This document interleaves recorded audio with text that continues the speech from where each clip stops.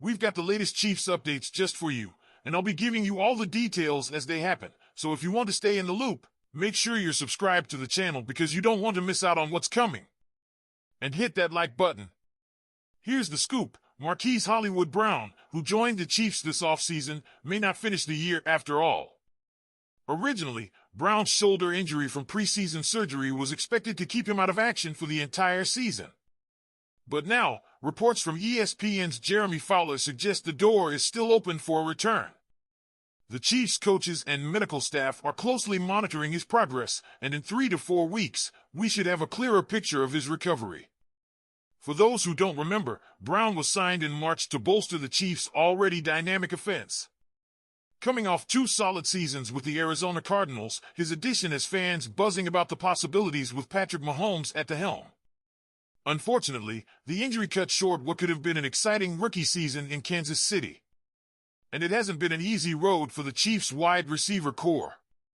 Rashee Rice, another key target, was also lost early this season to injury. To fill the void, the Chiefs traded for veteran DeAndre Hopkins at the trade deadline, and he's been a reliable presence thus far. Still, Mahomes and Andy Reid would love to have another explosive option like Brown back in the mix, especially with the playoffs approaching. The timing couldn't be better. While Kansas City had an incredible 9-0 start to the season, that run ended with a 30-21 loss to the Buffalo Bills in Week 11. The offense has shown flashes of brilliance but still struggles with consistency. Brown's potential return would not only add firepower to the offense, but it would also take some of the pressure off other players like Travis Kelce and rookie Xavier Worthy. Now here's where it gets exciting. If Brown returns in time for a late-season push, it could be the boost this team needs to secure the top seed in the AFC and set themselves up for another deep playoff run. His speed and ability to stretch the field would open up plenty of opportunities for Mahomes and Reid's game plan. But we want to hear from you, Chiefs fans. Do you think Marquise Brown could make a real difference if he returns late this season? Or should the Chiefs focus on the weapons they already have? Leave your thoughts in the comments below. Here's the latest. Andy Reid admitted that Chiefs dynamic running back Isaiah Pacheco could have returned to the field weeks ago. But in true Reid fashion, the decision to delay Pacheco's return was about ensuring the team's long-term success and protecting the player's future. For those who may have missed it, Pacheco suffered a fractured fibula during the Chiefs' Week 2 win over the Cincinnati Bengals. It was a huge blow given his role as a key piece of the offense and a critical weapon for Mahomes. The injury sidelined him early in the season, and he's been on injured reserve since Week 3. In a press conference this week, Reid shared that Pacheco was pushing hard to return weeks ago, saying he would have played 3 weeks ago if he had a choice, but sometimes that's the way it goes. I appreciate that mentality. That's what's helped him get to this point. Asterisk, it's classic Pacheco, a guy who plays with heart, grit, and the relentless energy that Chiefs fans have come to love. But Reid wasn't taking any chances. With injuries piling up this season, the Chiefs coaching staff has prioritized patience. And honestly, can you blame them? The Chiefs have their sights set on the ultimate goal, another Super Bowl ring and a historic three-peat. The good news is that the wait may finally be over. NFL insider Ian Rappaport reported that Pacheco is expected to be activated for the Chiefs' Week 12 matchup against the Carolina Panthers on November 24th. That's a huge boost for the offense, especially after last week's tough loss to the Buffalo Bills. Mahomes has also weighed in on the situation, fully supporting the coaching staff's cautious approach. During a recent interview, he said, asterisk, it's going to be us trying to hold him back because he's a guy who wants to be out there as much as possible. But he knows the long-term goal that we have. Our goal is to get him back at the best time for him and his body so that we can have him for a long time. Asterisk.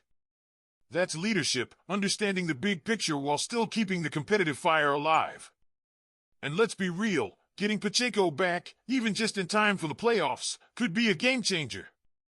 His physicality and relentless running style bring a unique energy to this team, and pairing him with Kareem Hunt and Patrick Mahomes could make the offense even more dangerous. So, Chiefs fans, what do you think? Should the team continue to play it safe with Pacheco, or is it time to cut him loose and let him do his thing? We all know the Chiefs' defense has been a powerhouse over the past 2 seasons, a key factor in our back-to-back championships. So watching the unit give up 30 points in Sunday's loss to the Buffalo Bills left many fans scratching their heads. What went wrong? Was it individual performances? Scheme issues? Defensive coordinator Steve Spagnuolo sat down with the media this week to break it down, and his comments give us a glimpse into what went down. One of the big talking points after the game was the performance of cornerback Nazeeh Johnson, who took over the starting role after Jalen Watson broke his ankle in Week 7. According to Pro Football Focus, Johnson was targeted 12 times by Josh Allen, who completed 9 passes for 103 yards. But Spagnuolo was quick to shift the focus away from Johnson, explaining that some of Allen's throws were simply perfect. There were 2 specifically that were the most perfect throws possible, Spagnuolo said. He pointed to an early sequence in which Amari Cooper made 2 incredible catches against Johnson. The first one, I thought we could have done a better job of disguising what we were doing, which could have helped NJ. He was right there, catching with one hand. I don't know how you defend that. Spagnuolo went on to point out that Johnson's positioning on those plays was solid and that the bigger issue was the defense's performance as a unit. In his Tuesday review session with the players, he outlined 11 mistakes that he described as very uncharacteristic for the group. If we had cut it in half, I think we found a way to give Patrick Mahomes a chance to win the game, Spagnuolo admitted. The defensive leader also noted that the mistakes weren't limited to the secondary. Miscommunication, missed pass rush routes, and third down inefficiencies all played a role in the loss. Defensive tackle Chris Jones echoed Spagnuolo's sentiment, saying the video session was a wake-up call for the team.